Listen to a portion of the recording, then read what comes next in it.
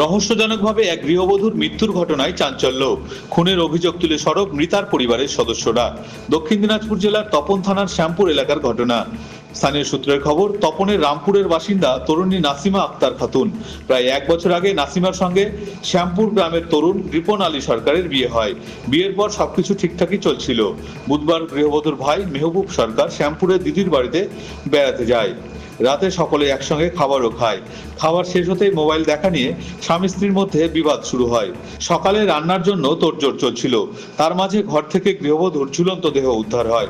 তড়িঘড়ি গৃহবধূকে Gangarampur super speciality হাসপাতালে নিয়ে যাওয়া হলে চিকিৎসকরা মৃত বলে ঘোষণা করেন। ঘটনার পর মৃতার পরিবারের লোকজন খুনের অভিযোগ তুলে সরব হয়েছেন।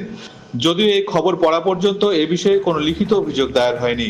ম্যাজিস্ট্রেট পর্যায়ে তদন্তের পর দেহটি ময়নাতদন্তের জন্য বালুরঘাট সদর হাসপাতালে পাঠানো হয়েছে। মৃতার ভাই মেহবুব সরকার অভিযোগ করে বলেন, আমার দিদি কি করে মারা গেল? ওকে কি করে বলতে আমরা যা দেখতে পেয়েছি ফার্স্ট থেকে যে ওকে মারা হয়েছে। কারা মেরেছে? আমার দিল ভাই ওরা। কি করে আপনি বুঝতে পারলেন যে ওরা?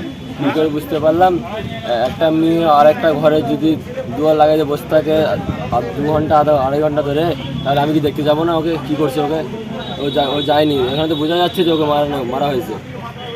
বাড়িতে কোনো অশান্তি ছিল? বাড়িতে রাতের বেলা অশান্তি ঝগড়া হয়েছিল। আপনারা কীভাবে জানলেন?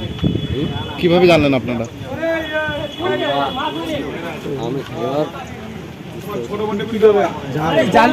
আর আমি ওখানে শুয়েছিলাম একই ঘরে।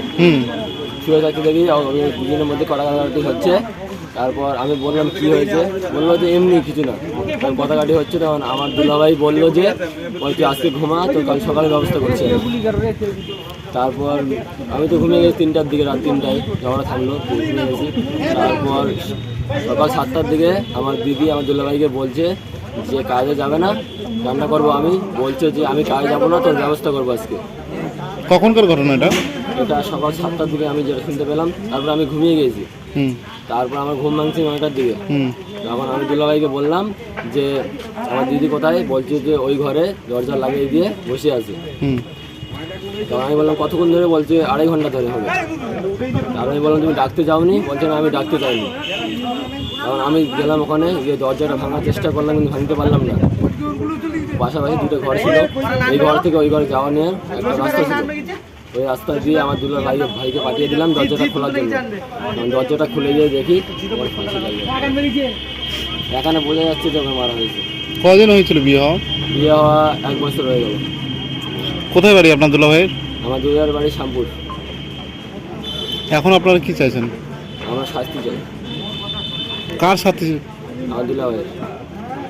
কেননা ওই ঘরে 2 ঘন্টা ধরে থাকতে হবে, তো ওকে দেখতে যাবে না কি করছে। 2 ঘন্টা ধরে আছে। আমি শাস্তি চাই। কেস করবেন? কেস করবো আমি। আপনার নাম? আমার নাম মেহবুব সরকার। সমস্ত ঘটনার তদন্ত শুরু করেছে পুলিশ। দক্ষিণ দিনাজপুর থেকে সীমান্তের কথার বিশেষ রিপোর্ট।